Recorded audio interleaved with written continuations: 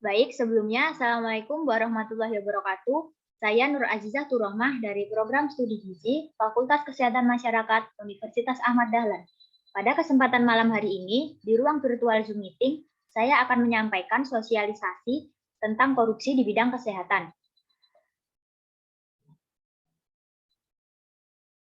Nah, berikut ini adalah struktur pembahasan yang akan saya sampaikan kepada teman-teman. Struktur pembahasan berikut ini tentang apa itu korupsi, faktor penyebab, contoh kasus korupsi di bidang kesehatan, upaya pencegahan, dan upaya penindakan. Sebelum membahas pembahasan lebih dalam, saya meminta teman-teman untuk memberikan pendapat tentang apa itu korupsi. Saya persilakan kepada teman-teman yang ingin berpendapat.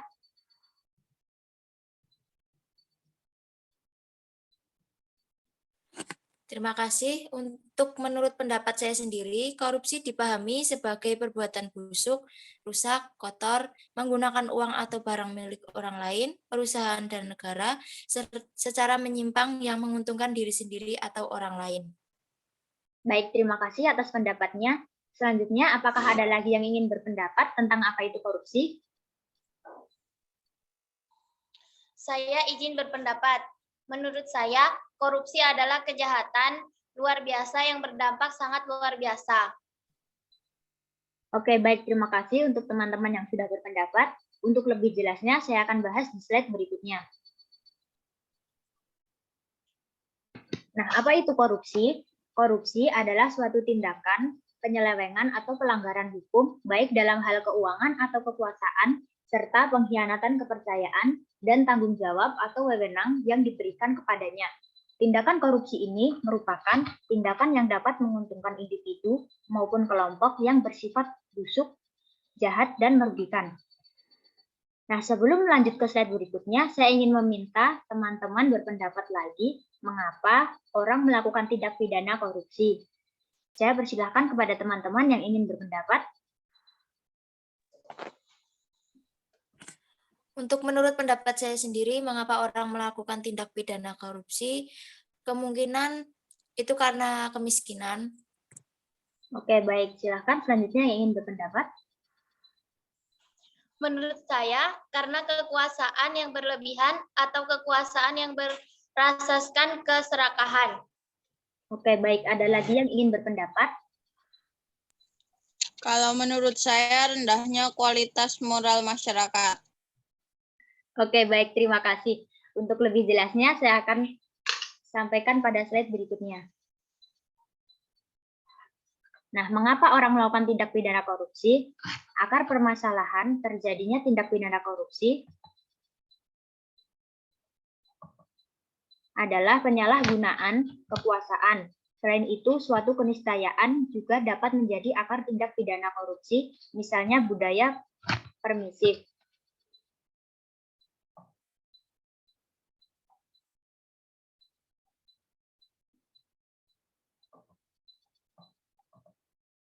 Selanjutnya yaitu faktor penyebab. Yang pertama yaitu need atau membutuhkan. Kebutuhan dokter untuk menjaga statusnya sudah pasti memerlukan dukungan yang memadai, misalnya mobil. Yang kedua, greed atau ketamakan. Tidak heran lagi bahwa di lingkungan para dokter terdapat dokter yang rakus dan dokter yang cukup apa adanya. Hal ini karena seleksi lebih difokuskan kepada penguasaan ilmu ketimbang integritas. Yang ketiga ada opportunity atau peluang. Peluang tercipta sangat luas dalam profesi kedokteran. Peluang menjadi lebih mengemuka manakala ada persinggungan kepentingan, misalnya dengan rumah sakit tempat ia bekerja. Yang terakhir ada exposure. Tidak dipungkiri bahwa pendapatan para dokter sangat tidak cukup apabila dikaitkan dengan upaya mempertahankan integritasnya. Dengan demikian, mereka memilih jalan pintas, yaitu dengan korupsi.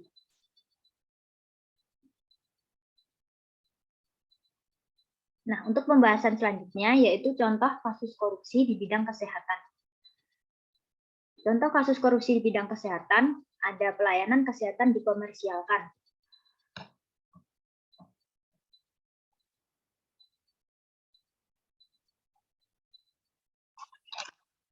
Contoh kasus korupsi di bidang kesehatan, yaitu ada pelayanan kesehatan dikomersialkan, yang berarti orientasi ekspektasi semakin mengarah kepada profit oriented dibandingkan service oriented atau social oriented.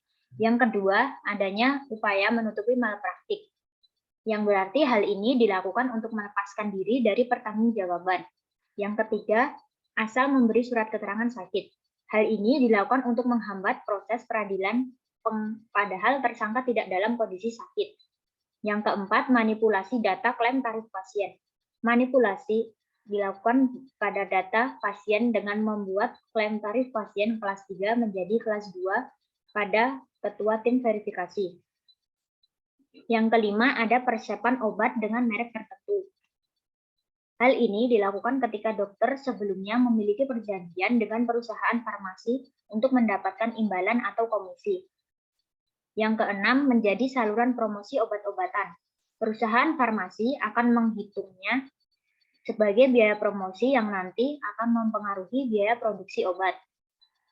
Yang ketujuh, ada penyimpangan dana jaringan pengamanan sosial, yang berarti dana yang diperoleh akan dimasukkan oleh kepala puskesmas ke dalam rekening pribadi. Yang kedelapan, yaitu penimbunan berbagai jenis obat.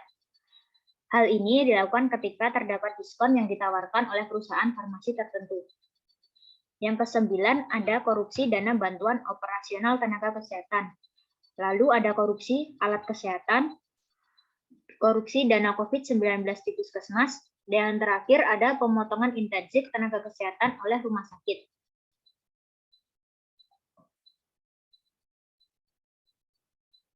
Selanjutnya yaitu tentang upaya pencegahan korupsi. Yang pertama ada transparansi, yang berarti dilakukan pada sistem akuntansi dan pelaporan penggunaan dana, baik dana bantuan pemerintah, donor, maupun dana yang dihasilkan dan dikelola oleh pelayanan medis dalam setiap strata, sehingga pertanggungjawaban pelayanan medis dapat terukur. Selanjutnya yaitu upaya pencegahan dengan pengawasan. Pengawasan dilakukan peningkatan pengawasan pada tingkat pusat dan daerah. Selain itu, dapat melakukan kerjasama dengan lembaga-lembaga khusus yang bertanggung jawab memantau dan mengevaluasi kerja dan kinerja pelayanan medis dan pihak terkait lainnya. Yang ketiga, yaitu ada upaya pencegahan dengan keterbukaan. Memang pada prinsipnya dokter adalah penyimpan rekam medis, tetapi isinya adalah milik pasien. Dalam praktiknya, pasien sulit sekali mendapatkan rekam medis dari pihak pelayanan kesehatan dengan berbagai alasan. Keterbukaan informasi dilakukan agar masyarakat dapat mengerti dan mengawasi tindakan-tindakan yang dilakukan pelayanan kesehatan. Upaya pencegahan selanjutnya ada role model. Perlu adanya upaya yang maksimal, terutama bagi pihak profesional di bidang pelayanan kesehatan untuk memberikan contoh yang baik dengan menjaga attitude terutama dari para dokter. Peningkatan pemahaman tentang etika kedokteran sangat diperlukan. Selanjutnya ada sistem manajemen mutu. Sistem manajemen mutu yang seragam antar institusi pelayanan kesehatan harus diupayakan agar adanya kesamaan cara pandang mengenai bagaimana prosedur dan tata cara penanganan pelayanan medis sampai dengan pengadaan barang dan jasa yang rawan korupsi. Nah, upaya pencegahan yang terakhir ada keterbukaan antar institusi. Adanya keterbukaan antara institusi pelayanan kesehatan, dokter, dan perusahaan farmasi berkaitan dengan pengadaan obat-obatan yang akan digunakan atau diberikan kepada pasien sehingga tidak terjadi fenomena promosi yang berlebihan. Selanjutnya yaitu tentang upaya penindakan.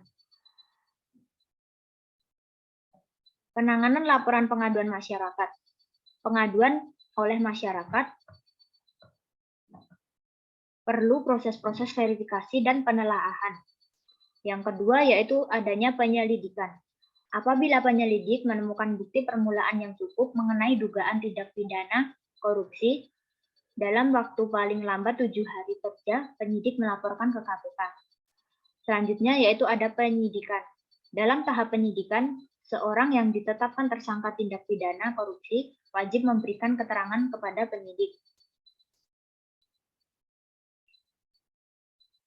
Upaya penindakan selanjutnya yaitu ada penuntutan. Dalam tahap penuntutan, penuntut umum melimpahkan kasus ke pengadilan tipikor disertai berkas perkara dan surat dakwaan. Nah, yang terakhir ada pelaksanaan putusan pengadilan atau eksekusi. Eksekusi yang telah memperoleh kekuatan hukum tetap dilakukan oleh jaksa. Nah, selanjutnya yaitu ada upaya pemberantasan.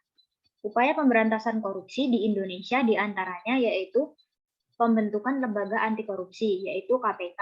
Yang kedua, ada pencegahan korupsi di sektor publik. Yang ketiga, ada pencegahan sosial dan pemberdayaan masyarakat.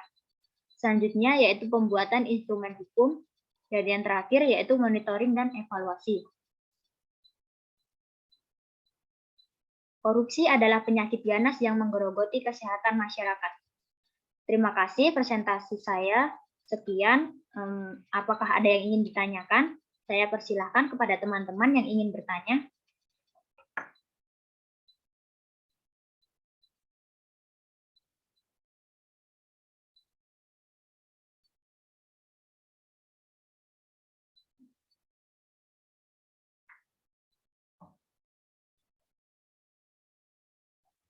Yuk.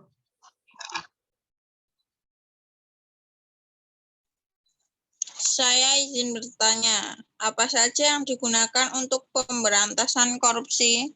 Terima kasih. Oke, baik. Selanjutnya, apakah ada yang ingin ditanyakan lagi?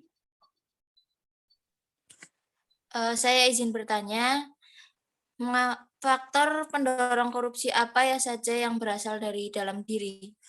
Terima kasih. Oke, baik. Terima kasih atas pertanyaannya. Saya akan menjawab pertanyaan dari Rista terlebih dahulu.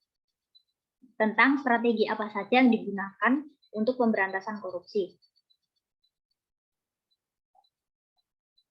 Nah, strategi apa saja yang digunakan dalam pemberantasan korupsi? Yaitu strategi penindakan.